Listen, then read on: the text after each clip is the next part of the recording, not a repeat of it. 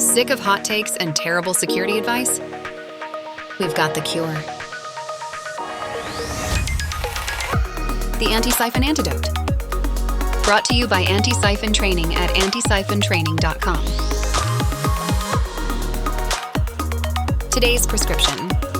The easy way to learn about PowerShell logging. The easy way is just to turn logs on and off and watch what gets added or doesn't get added to the PowerShell log. But I'm showing you two tools to help you do that in the easiest possible way. I'm presenting today from my lab VM that I provide with my PowerShell for InfoSec class. Even if you aren't taking that class, you can still follow instructions to install the lab VM where you will have these tools. You could also install these tools from my GitHub on your own computer. But if you scroll down on my Antisyphon course page for PowerShell for InfoSec, you'll see lab VMs installed as described here. You click that link, you can download and set up this lab VM just like I'm presenting from today. So here I have Windows PowerShell here on the left, and I have PowerShell Core on the right. So this is the Windows PowerShell is probably what most people are the most familiar with. It comes by default already installed on current operating systems like Windows 10 and 11. PowerShell Core is going to be the future. It's cross-platform with Linux and Mac, but currently doesn't come installed by default, so you would have to install that separately. So we have that over here. We're interested in learning about all of these logs. And down here, I have a tool that I created for my students called Telltale, and it follows Windows event logs. And so anything that gets added to the event log will show up here. We have the Windows PowerShell operational log, the basic Windows PowerShell log. These two are both on by default. And then we have PowerShell 4 operational log, which will exist if you have PowerShell 4 installed, which we do. So nothing's happening yet. There is a Windows event viewer. We could look up the event viewer here. And this is just harder to use because we have to remember where the logs are. So Windows are application and security logs, application and services logs, when it loads here. And then we have to go to Microsoft, Windows, and then PowerShell. And here we have our operational log. So this is how our event logs look in the event viewer. We have events here, but let's make something happen. Let's start, or let's try to add a type here. So we do something over here, and then we come over here, we see one log added here, but we see nothing's been added into this list yet, but there is this exclamation point that isn't very obvious up here that says, hey, just letting you know there's new events available. So anytime you want to see what's happening in this log, you're constantly having to refresh the page here, refresh, and we see that new, when we do an add type, it gives us a warning. So we see this new log here and we can view the details down here. So I really don't like that pain of having to refresh all the time. I just want to keep my log tail open and watch things get added, and I can click on what interests me. So I'm going to close that.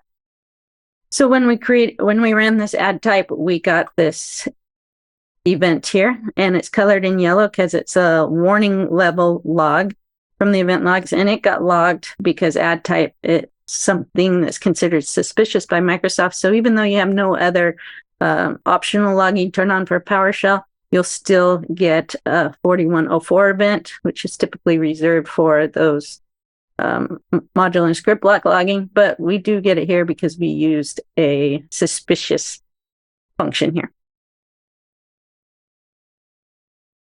Nothing's been added to the basic Windows PowerShell log. Not much ever gets added there.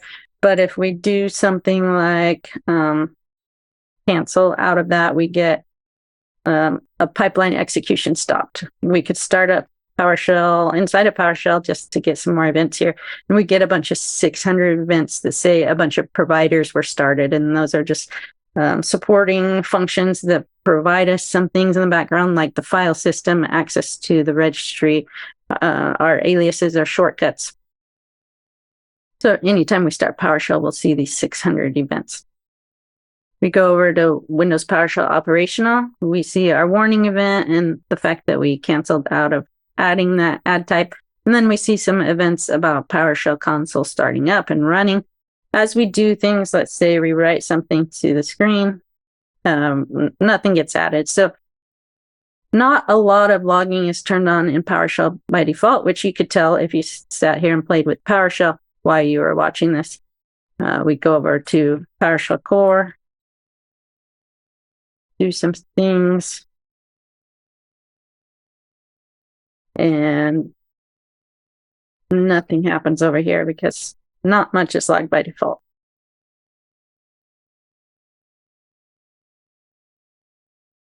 Okay, nothing there.